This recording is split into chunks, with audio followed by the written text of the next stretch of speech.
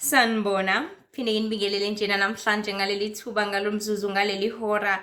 Sibonge nje uNkulunkulu engcwele ubaba ohlala ekhaya ezulwini esasibusisile ngelanga namhlanje, wasivusa futhi namhlanje wasibusisa ngesikhathi nangethuba okuyinto enkulu. Yazi kulezi zinsuku kahle kahle uNkulunkulu libe ledlulisa amazwi kakhulu ngendaba yethuba, ngendaba yesikhathi, ngendaba yegunya, ngendaba ye-opportunity, nendaba yokufumana lokho okudingayo. Kahle kahle bantu baNkulunkulu, ayikho into enkulu njengethuba emhlabeni, ayikho into ebalulekile njengethuba emhlabeni. Ithuba lokuthi udle, ithuba lokuthi ulale, ithuba lokuthi usebenze, ithuba lokuthi uthole into oyithanda ukuyigqoka, ithuba lokuthi ubukele into oyithandayo ku-TV, ithuba yonke into. It's all about an opportunity lapha emhlabeni, and uNkulunkulu uthanda ukukuveza kakhulu these days ukuthi everything it's about an opportunity. And betshela kakhulu enhliziyweni yami njengamanje ukuthi kahle kahle konke it's either unikeza omunye ithuba naye akunikeza ithuba. Like emsebenzini obviously bafika bakhiphe i-offer ukuthi sidinga umuntu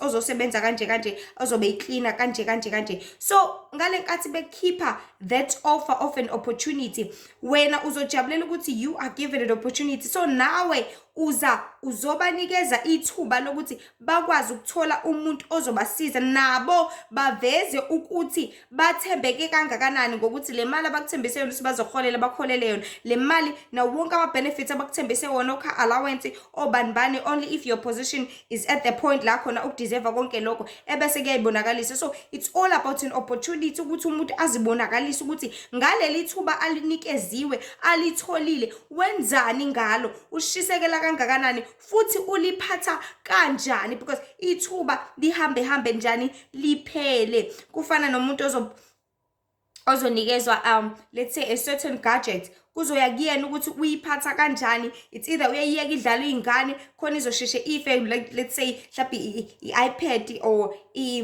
this tablet amakhulu menikeziwe mhlawumbe esikoleni, kuzoba kuyena ukuthi uyiphatha kahle, ayibeke kahle, angafuni ithintwe nombane, noma uzoyiyeka nje idlale noma izingane, uzoyiyeka nje kwenzela noma yini kuyona, and then bese iyashesha iyafa noma kuphele ngayo. So it's all about an opportunity ukuthi leli thuba onikeziwe ukuthi uthole lento oyidingayo ulenzani, leli thuba onikeziwe ukuthi uthole lokho obukade unxanele kade ukufuna okufanelekile ukuthi ukuthole ulenzani lelo thuba naleyo opportunity. But namhlanje ngifisa sikhulume kakhulu ngethuba ekumele silikhiphe nathi, because ihlezi sifuna amathuba. We always seek and seek and seek. How about we are the ones that take out ithuba ke manje? How about kube wena providayo ithuba ngaso sonke isikhathi? Because ngaso sonke isikhathi it's not all about abanye abantu bekunikeza wena ithuba. Wena ubanikeza nini ithuba? Wena ulikhipha nini ithuba ngaphezulu kwempilo yakho? Because at the end of the day ukunikeza kwakho abanye ithuba kuzogcina kusize wena futhi. Lethini izwi kaNkulunkulu kuMatthew 5 lithi sibusisiwe isandla esiphayo kunesamukelayo, ngithi you are given an opportunity for omunye umuntu ukuthi athole ukudla. Ebese ubani othola isibusiso at the end of the day? It is you. So ngaso sonke isikhathi kumele sazi siqonde abantu baNkulunkulu ukuthi ipha ithuba nawe khona uzothola ithuba, ngoba ngale nkathi uphile wapha Nkosi yami leyo nkomishi yakho ye-rice kweyokugcina wathi hayi ngincamela ukuthi sisale nempuphu kuphela thina. You are granting an opportunity ukuthi omunye umuntu adle, and you're gonna be getting an opportunity ukuthi uthole more and more rice, more and more of izinto ezidingayo nezifanelekile kuwena. So bantu baNkulunkulu, isihloko engifisa ukuthi sikhulume ngaso namhlanje sithi nikeza izulu noNkulunkulu ithuba. Nikeza izulu noNkulunkulu ithuba. Izulu sesinikeze amathuba amaningi kakhulu lapha emhlabeni. Likunikeza ithuba ugula waphila isikhathi eside.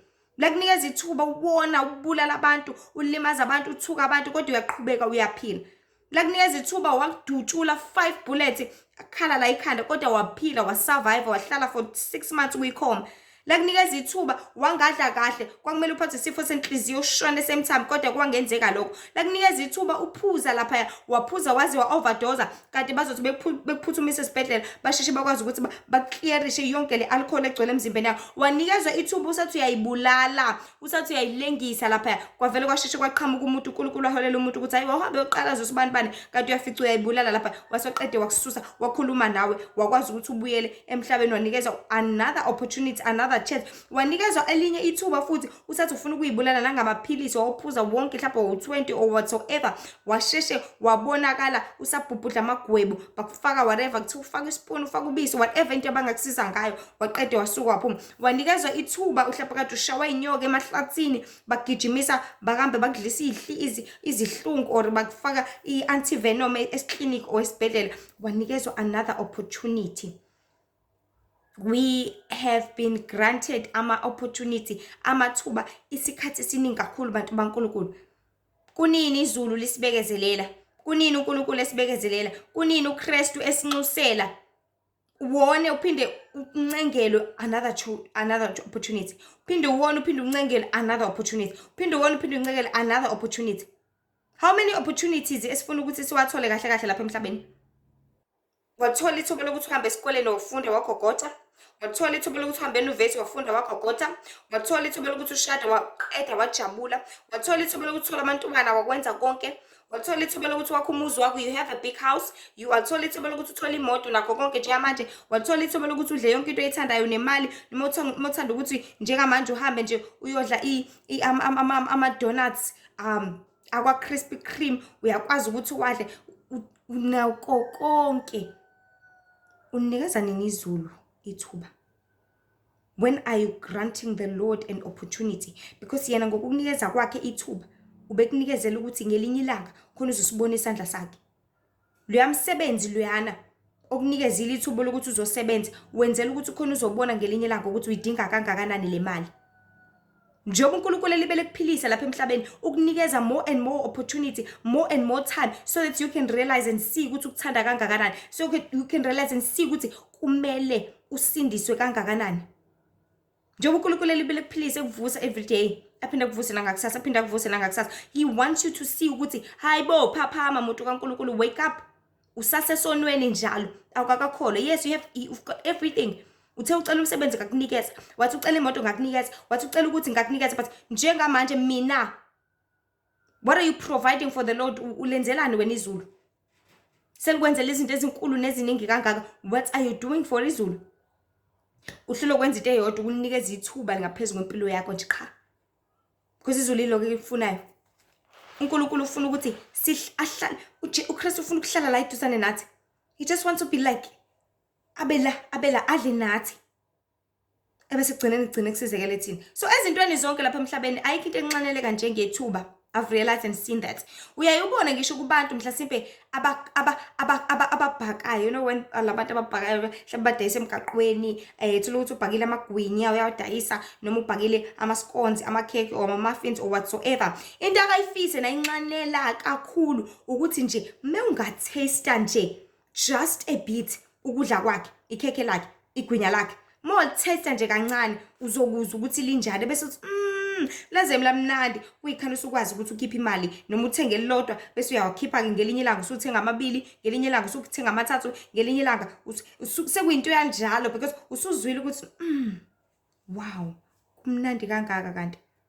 That's exactly what izulu lilangazelela. Lifisa ukuthi ube naleya taste encane ukuthi kumnandi kangakanani ebukhoneni baNkulunkulu, so that uzomlangazelela njalo kungeke kuze kubhore enkonzweni, but kube into ezolangazelela njalo. Kuthi mase bona ukuthi hawe mase liyaphela usuku lwesabatha, selaphela usuku langesonto, lokho kube kungabi mnandi kuwena, kodwa kukuphathe kabi ukuthi awu isikhathi kaNkulunkulu Nkosi yami bekusamnandi yazi. Ukulangazelela njalo kuMonday uthi loshona nini iviki, liyophela nini iviki ngenkonzweni. The Lord wants you to have that bit of a taste so that uzohlezi ukulangazelela. Nakubo laba sihamba sihlangana nabo emgaqweni sihlola ukuthi ukuze siswami woza mama befuna ukusidayisela umshwarense, befuna ukusidayisela ama perfume, befuna ukusidayisela zonke izinto. Usuke ufuna the opportunity ukuthi ume umlalele. Ngoba uyazi ukuthi mawathola nje leli thuba uyokudayisela akudayisele mhlawumbe ede namanga. Bathi intombi ishelwa ngamanga ngithi. Uthi uyishelile uyitshela ukuthi ngiyayithanda umuhle kwara uyitshela zonke lezi zinto. Yazi udinga kangakanani lo mshwarense, yazi nje uzokhokha u10 rand nje, ukhokha u10 rand uqamba manga umuntu uthi sekuthiwa hayi bokhokha 110, noma u10 rand awukhokhe first month, second month wake 50 rand kanjalo 80 rand sekugcina sekuwo 250. Ngonganaki ngobani you gave that opportunity ukuthi ulalele, wasokwafinyelela leya level ekade befisa ukuthi ifinyelele ye understanding yabo, so that uzoqonda ukuthi lento le kahle kahle uyidinga kangakanani. So bantu bakaNkulunkulu kuningi lapha emhlabeni kumele sikwazi, kuningi kumele siqonde. Because kuningi okungenzeka uma unikeza ithuba. There is a lot. Njengaye lo muntu osekedayisa, kuningi asuke ngakuthola, kuningi ongakuzuza, kuningi ongakwenza. Just uma uthole ithuba lokulalela, baningi ongabazuza. Kangikhangisa leyo nto yakho leyo. So basuke befuna into eyodwa, just that opportunity, just that bit of a time, just that second, just that 10 minutes. Akwazi ukuthi advertisele, akwazi ukuthi market, akwazi ukuthi pitchele. But they pitch. Nomuntu usuke efuna nje that opportunity ukuthi aze ku-interview azozichaza. Azisabalalise mina ngokuthi mina I'm good at time management. Mina nje I studied this and that and that. I've got driver's license. Mina ngiyukuthi mina these are my strengths, these are my skills, these are my weaknesses, this is me, this is my passion, this is abale zonke izinto ngikwazi ukwenza ukuthi ngikwazi ukuthi ngihlale ngikwazi ungalala ebusuku akhuluma and they even talk amanga. Hlale sazi ukuthi namanga futhi phakathi. But engizama ukuvezwa ukuthi singabantu sesiyaqonda ukuthi yonke into lapha emhlabeni ingethuba kahle kahle. Ngaphandle kwethuba kwenzeke lutho. Ngaphandle kwethuba ukuthi uNkulunkulu asibusise ngala akwenzeke lutho. Ngabe kumnyama ngabe sihlele emakhaya sonke asikwazi ukuphuma senze imisebenzi yethu. uNkulunkulu didn't grant us the light so that sizokwazi ukuthi sikwenze konke. Ngoba ngisho ukuphila kukodwa, it is a huge opportunity. Elingqayizi vele. Why? Ngoba ngakho ukwazi ukuthi udle ngendlela oyithandayo, ukwazi ukuthi uphuze into oyithandayo, ugqoke into oyithandayo, uye la uthanda khona, ubuka into oyithandayo ku TV, ubuka into oyithandayo emphakathini, ufunde whatever uthanda ukuyifunda efonini yakho, wenza into oyithandayo ngokuphila. Because uvukile ngithi amehla sabona, indlebe isezwa, umlomo usakhuluma, usawukhipha usawufaka ngamakhala akho ngezandla zakho, usakwenza kulutho, usakwazi ukwenza nanoma yini, uyathunga uma ukuthi uyathunga, wenza ubuhlalo uma ukuthi wenza ubuhlalo, kuningi, uyapenda, uyakrocha, kuningi ongakwenza. Uyawasha, ukwazi ukwasha ingubo zakho ngoba dignity izolo wangakwazi ukwasha, namhlanje uyakwazi ukuthi uvuke uwashe uxove, ukwazi ukuthi uxove ujeqe mokhalela ukuthi wenze ujeqe, namhlanje ukwazi ukuthi wenze isitambu, ukhalela isitambu, inyama ngaphakathi uyayiwasha, everything. Bantu baNkulunkulu, it's all about an opportunity. What do you do with your hands? With your feet ukwazi ukuthi uhambe ugijime uye endaweni la uthanda khona. Awe mabe ngifisa ukuvashela umngane wami, ngifisa ukuvashela umndeni wami, ngifisa ukubona usibani ngezinyawo zakhe. It's an opportunity of a lifetime ukuthi ukwazi ukwenza konke lokho. So ithuba oninikeziwe uyakuthakasela because wenza nanoma yini ngalo okuthandayo, futhi uzufune nezinto ezizokuthokozisa. Wenze nanoma yini ofisa nothanda ukuyenza ngaleso sikhathi ngenxa yaleli gunya naleli thuba olitholile lokuvuka ekseni uqhube usuku ngendlela othanda ukuthi uqhube ngayo, ngendlela yakho. Njengamanje ke bantu bakaNkulunkulu, nayi indaba enkulu. uKristu, he is standing by the door, umile ngasemnyango ezinhlizweni zethu. What is he doing? He's busy knocking.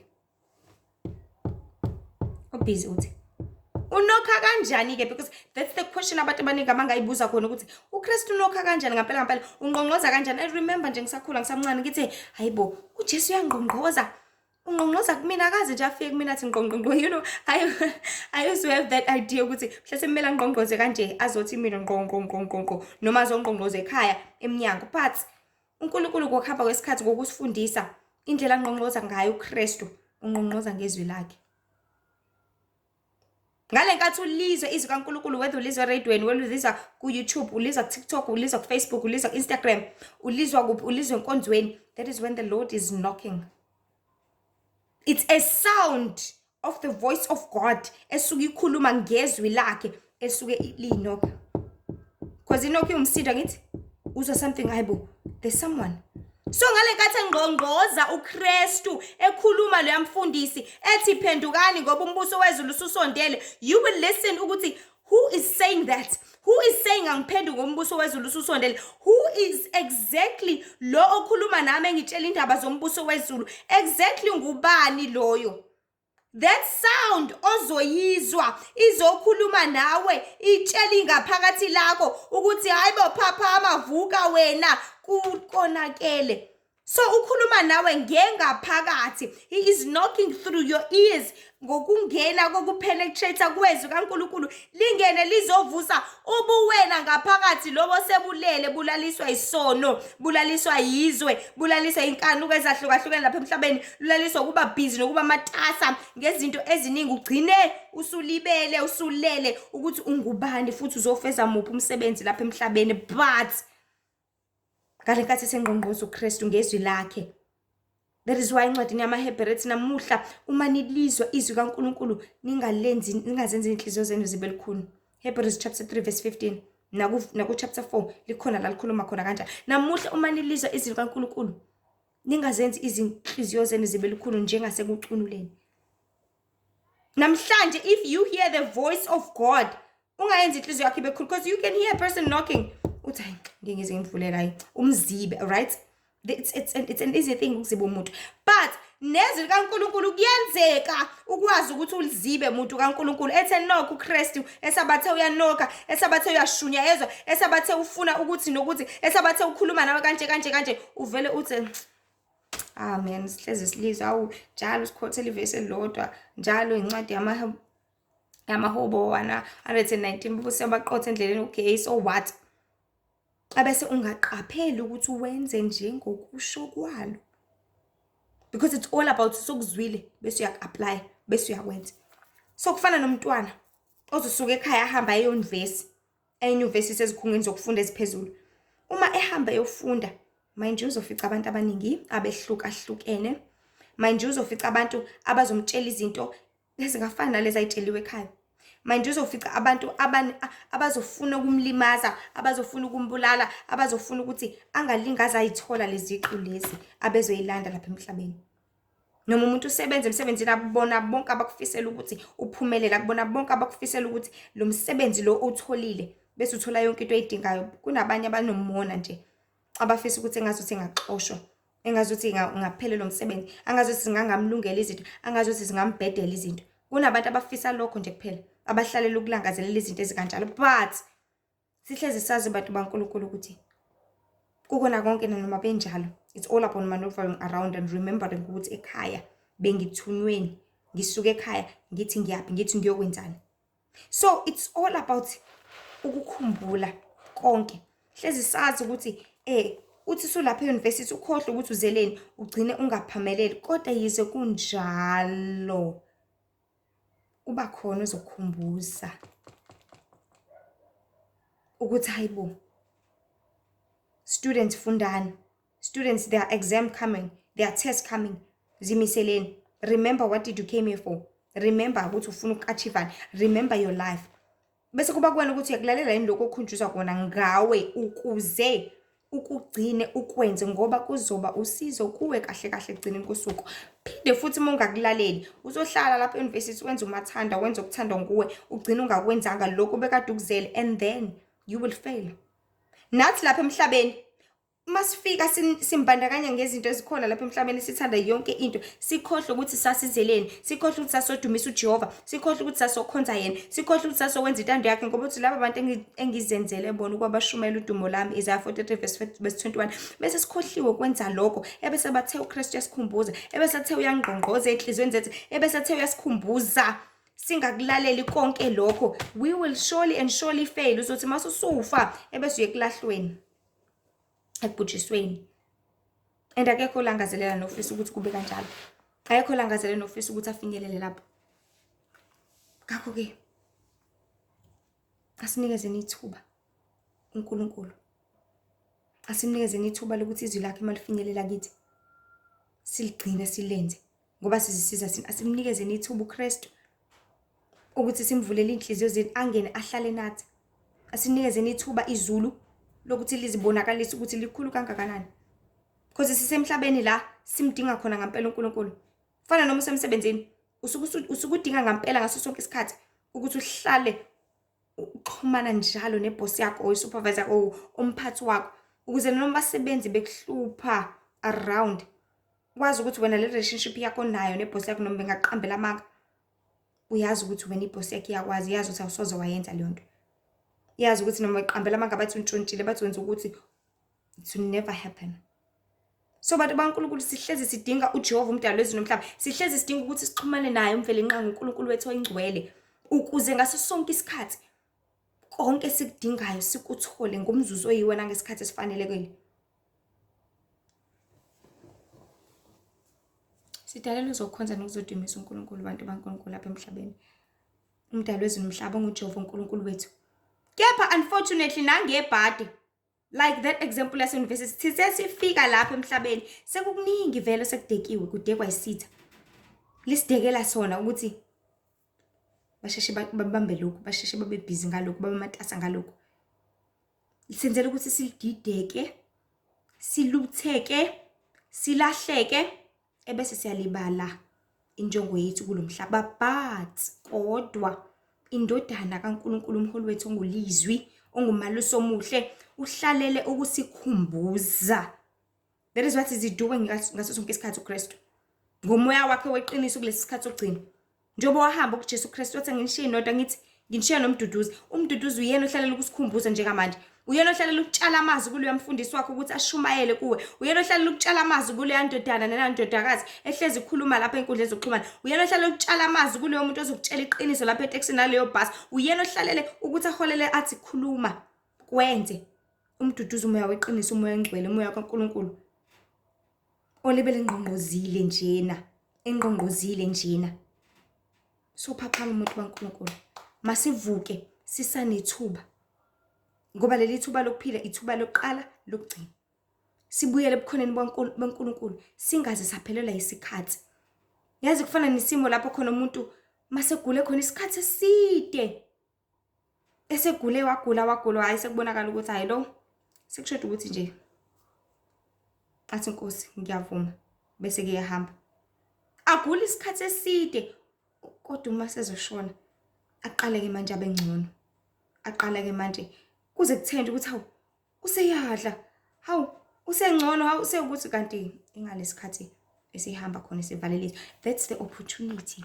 Usuke kuyithuba izulu esuke selimnikeza lona lokugcina ithutshana lokuthi asindiswe avume izono zakhe bese yahamba. And usuke azi ngoba uNkulunkulu ukhuluma nengaphakathi lakho, it tells you ukuthi sekuyisikhathi manje. Bese abantu abaningi ke mhlawumbe omunye uzothi ngicela ningibhabhadisa, omunye uzothi ngicela ningise enkonzweni, uzothi omunye bacela izinto ezahlukahlukene, athi omunye ngicela ngithengele indwangu emhlophe, omunye ngicela ngithengele isibindi, omunye ngicela ngithengele zonke lezi zinto ezahlukahlukene because usuke seazi ukuthi sekuphelile. But omunye nje besaba, that is why ecela isibindi. Ngoba abanye kudala babenza kanjalo, uthola ukuthi ugogo usemdala usezoshona athi acela ningithengele isibindi, uma wasidla nje kanye wasiluma maybe a few hours usezobe sehamba. So bantu baNkulunkulu kusuke kuyithuba lokuthi uthole ukuphulukiswa, uvume izono zakho, usindiswe bese uyangale kwethuna. Ngoba uzoya ngale kwethuna usaphethe izono zakho sayigodlile, ila uzoba khona nenkinga khona. But leli thuba uNkulunkulu asuke kunikeza lona ithuba lokuthi uzivume zonke uthi Nkosi ngihawukele ngithethelele. Ngathakatha Nkosi, ngabulala ubani, ngafakela umuthi ubani, ngaphuza emhlabeni, ngabhema, ngafeba, ngenza uvume konke okukhumbulayo. Because I'm sure ukuthi umphefumulo wakho vele usuke ukukhumbuza konke. Because usuke ukudlalela itape yempilo yakho. One last chance. One last time. Ukudlalela.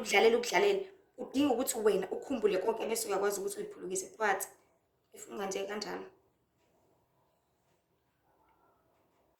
Ngakho-ke bantu baNkulunkulu izulu kudala likuncenga yazi umuntu. Kudala lifisa ithuba, just ithutshana ngaphezu kwempilo yakho. Because uNkulunkulu ufuna ukuyibonakalisa yazi. Ufuna ukuthi unikeze isikhathi, ufuna ukuthi umbekezele, ufuna ukuthi ngale nkathi usukhulekile wathi ngiyacela ukuthi linda phela.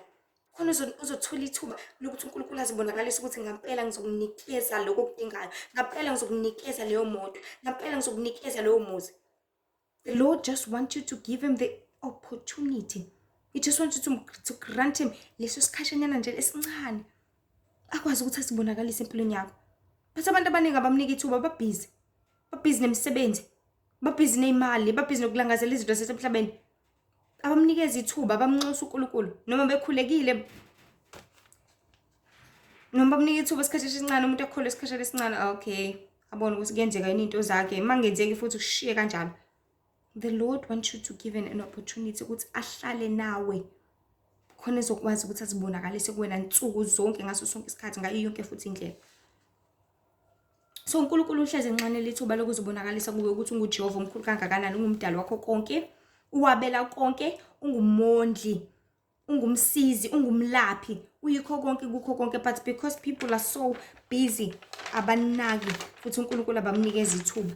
Noma bamnikeza ingcosana begcine bengaqondanga ukuthi kanti isandla seJehova siluleke isikhathi kangakanani futhi sinamandla kangakanani. Singabantu lapha emhlabeni siyayisithathe izinto sisheshe give up, sisheshe silahle ithemba, sisheshe silahle ithawula ngenxa yokuthi asikubonanga isifuna ukukubona ngalesi sikhathi ebesifuna ukuthi sikubone ngakho. Ngenxa yokuthi akwenzekanga ebesifuna sikwenzeke ngale umzuzu ebesifuna thina kwenzeke ngakho. But that's not always the case bantu baNkulunkulu. Akuhlezi kumele kube kanjalo.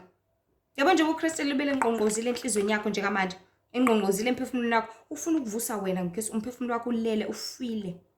Ufuna ukuvusa wena uphaphame. Khona uzokwazi ukuthi uzisize because nje isikhathi manje konakele emhlabeni bantu baNkulunkulu. That's the language libele ikhulunywa ngabantu emateksini. Ikhulunywa ngabantu bebehlangene in gatherings in churches. Behlangene ezindaweni zonke la bengahlangana khona. We can all see kuyonakala izifo, kuyafiwa, indlala, konke kuningi. Abenzi bokubi bayanda kunokuba banciphe. Ubumnyama buyanda kunokuba bunciphe. Kuncipha ukukhanya njengamanje, kuncipha iqiniso njengamanje, kuncipha abantu abakhuluma iqiniso, kuncipha abantu abashumayela ivangeli, kuncipha abafundisi akumele basabalale isizwe kaNkulunkulu, kuncipha abashumayelekazi, kuncipha yonke into enhle, kwanda ini obubi, kwanda ini obumnyama, kwanda konke ongafanelekile lesi sikhathi sokugcina siphila kusona njengamanje. But abantu baNkulunkulu abantu so understand ukuthi izulu lifuna ithuba nje kuphela. Lifuna ithuba nje ukuthi please ngilalele. uNkulunkulu ufuna ithuba lokuthi umlalele. Ufuna ithuba lokuthi umbekezelele. Ufuna ithuba lokuthi uzithibe, ulinde. Ufuna ithuba lokuthi uqonde. Because ufuna ukunikeza lokho kuqoba. That is why lokho kuqonda. That is why ethi uqala ukuhlakanipha kuwumesaba uJehova, uqonda kungideda ebubini. Uthi asemesabeni yena, singasabi lutho edaliwe lapha emhlabeni cha. But sisabe onjani odalile. And masisaba yena uNkulunkulu odalile izwe nomhlaba abantu baNkulunkulu, I promise you we get an understanding yokuthi kade zonke lezi zinto lezi sincane kangaka kanti uNkulunkulu unamandla amakhulu kangaka. Kanti uNkulunkulu unakekela kangaka, uNkulunkulu sibekela kangaka, kanti uNkulunkulu mkhulu kangaka. He just wanted the opportunity. Ufuna nje ithuba nje kuphela.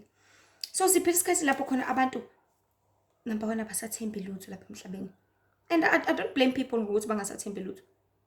Ngoba iyashinceda Matthew 6:24 ukuthi ngenxa yokwanda kokubi liza kuphola uthando lwabaningi. Nabo bubi bandile. Nababulali bebulala izingane zabo ngenxa yokuthwala befuna u5 million. Benikela ngemphefumulo yabo, befuna imali ngendlela zonke. Wandile ububi banikela ngisho ngezinwele zabantu. Uthi uyangena esaluni kugunde inwele zakho ngathi ziyothathwa ukonikelwa ngazo, kunikelwa ngomphefumulo wakho ngazo. Ubona impilo yakho ishintsha nje, ubona usuyindlavini, ubona usukuthi kunikelwa ngabantu ngokufaka ama-wig uthenge lapha emgaqweni kanti khona into egcotshiwe yenzela ukuthi uthi uyigqoka nje bese uyafa. Kunikelwa ngabantu, kunikela ngamagazi abo, ingane ziya-initiate ezikoleni ziyasikana lamagazi or Illuminatis and all these things. Izingane ziyakwenzeka izinto eziningi zifakelana uphuzo, omunye ufakele omunye nomunye afakele nomunye, so that bonke abantu bezoba addicted, bezoba ama-addict, bonke abantu bezofa. Kuningi okwenzeka lapha emhlabeni. Kwandile ububi, kwandile ubumnyama, akusemnandi.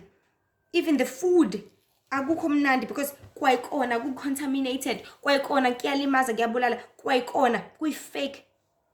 Ukubuka even i-cabbage uthi yalibukisisa kahle kwangathi uplastic nje lento. What is this? Konakele bantu baNkulunkulu, silahlekise saluthekisa ngayo zonke izinto, even the water esophuzayo. Nothing is healthy manje. Nothing is pure njengamanje ngaphandle kaNkulunkulu. We live in those end times. Sisiphila ngomusa kaNkulunkulu. Sisiphila ngothando lwakhe, sisiphila ngomusa ngaphezu komusa owafika noKristu lapha emhlabeni. Kwandile ububi ngazo zonke izinto. Ayisekho into ethandekayo. And I remember nje khona la ku YouTube another small boy on 11 years. He was like, ngineminyaka ewu-11 but angisathanda ukuphila lapha emhlabeni kanti uKristu ubuya nini. Imagine if kuzobona umntwana omncane kangaka ukuthi lapha emhlabeni akusekho mnandi kangakanani. Kubi kabuhlungu kangakanani. How much more umuntu oseke waba khona wa-experience umhlaba ongcono esewubona usuguquka kangaka.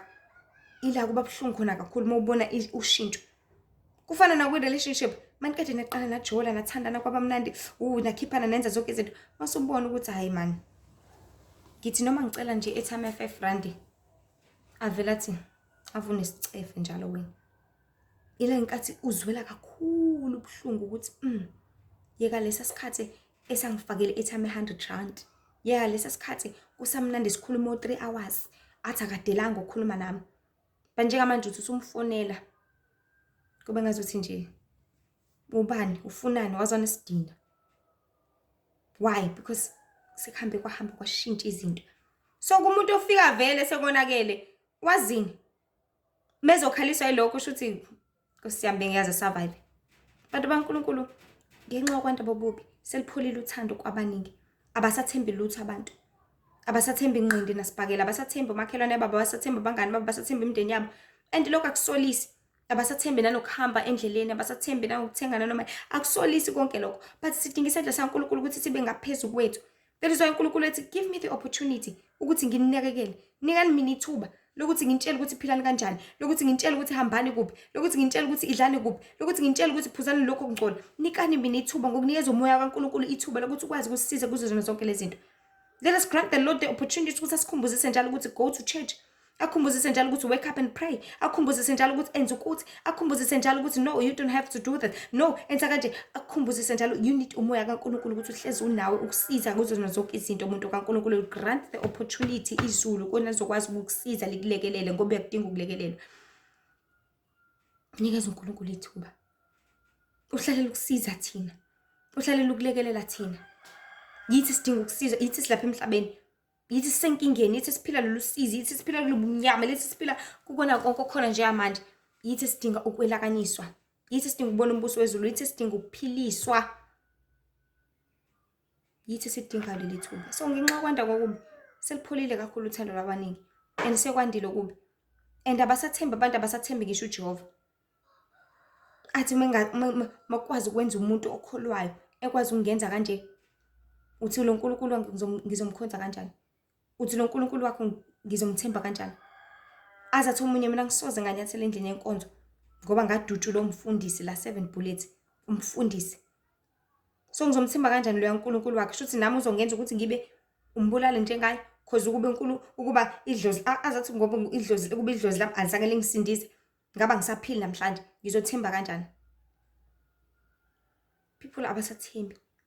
And ngokwenza kwezenzo zabantu ezimbi ila kupendeka khona kupendeke kabuhlungu kabi uNkulunkulu kanti uNkulunkulu akakazanzenze lutho.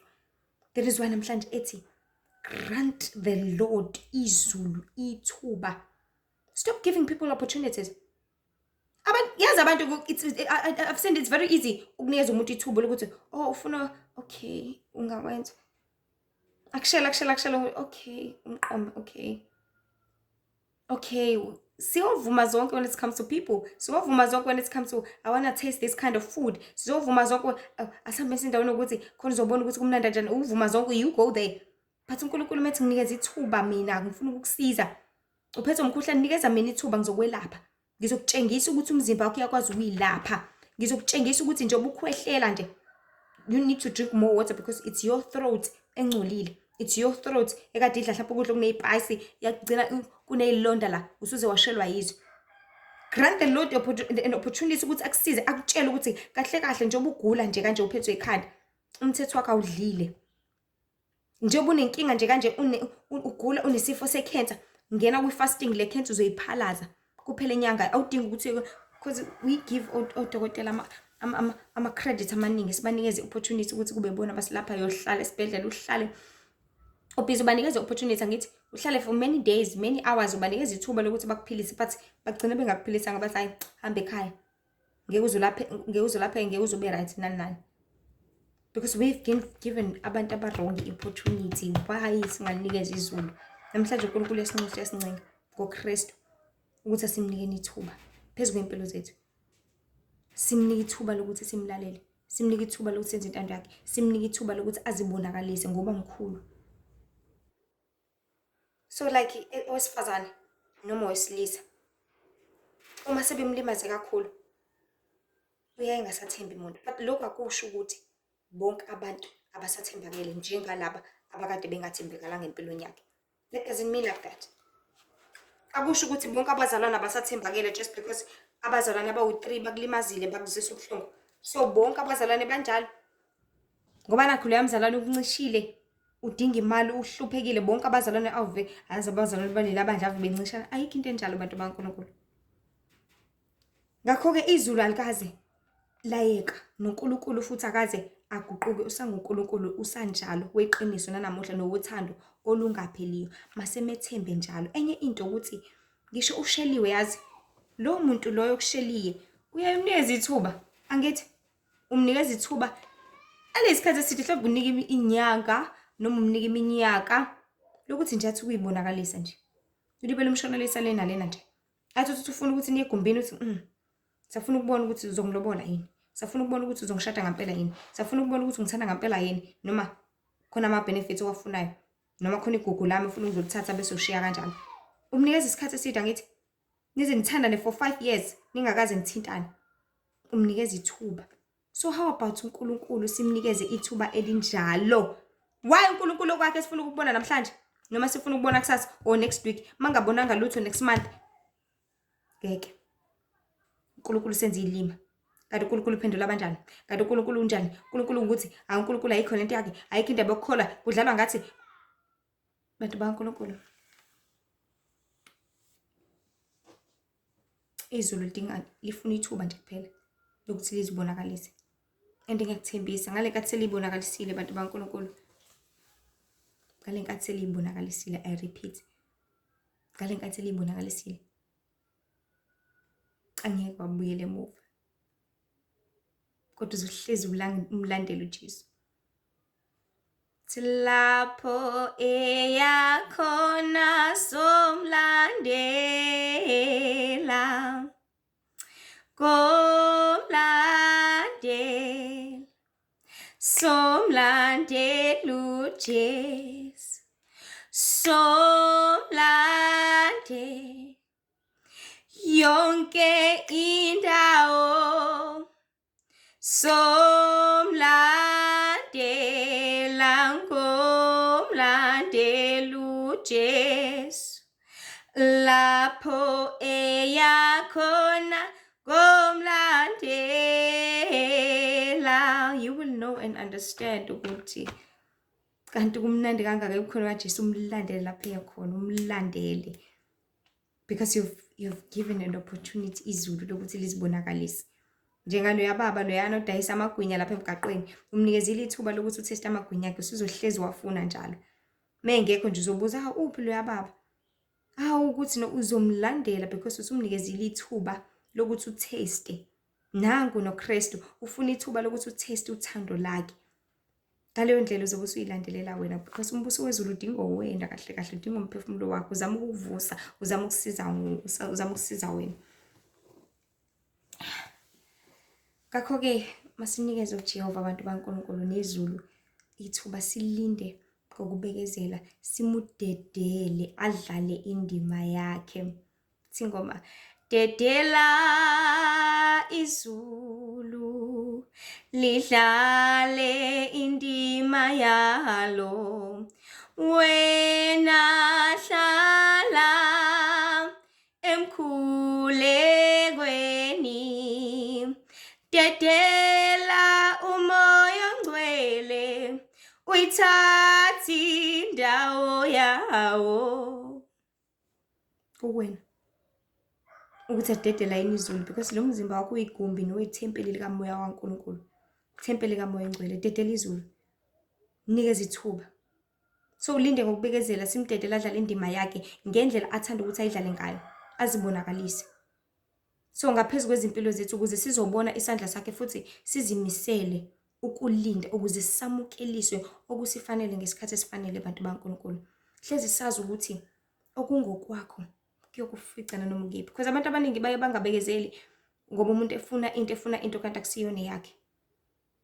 Ufuna umshado kule relationship kanti cha uNkulunkulu akubekelanga leli soka, akubekelanga lo nkosikazi. Uzohlezi umlandela-ke lo sisi kanti yena ubhizi nabanye obhuti eceleni. Ubhizi mhlampe nama-blesser. Uhlezi umlandela lo bhuti kanti yena une-straight sakhe eceleni abhizi silobola. Mhlampe uzosilobola nangemali yakho. Wena ulebele ukhala enkosini, Nkosi kanti akangishadi ngani, kanti ukuthi nokuthi, kanti awubekelanga yena. So okungokwakho kukuficana noma ukephi. Ngeke ngibone even when it comes to jobs. Umsebenzi amangowakho, ukufica ngisho uyihlalele qhamuka umuntu nje athi kuyaqasha endaweni ukuthi uthi ushona khona vele qunqu. Imali meko yakho uyicosha ngisho phansi. Mawuyidinga ngempela, ungawucosha ngisho phansi u200 ngoba idinga wena eyakho ifaneleke wena. Izoqhathaka kulo yawo bengayidingi. Ngoba mhlambe bengayona yakhe mhlambe I don't know. So kufana nezifo nokufa. Mase kufanele kufike kuwena kuzofika kuzokufica ngisho kuthiwa ulele engubeni umbethe ingubo ezo4 ezo5 kodwa kuthiwa ubulawa isifo senyumonia. Kodwa ade futhumela ubusuku bonke.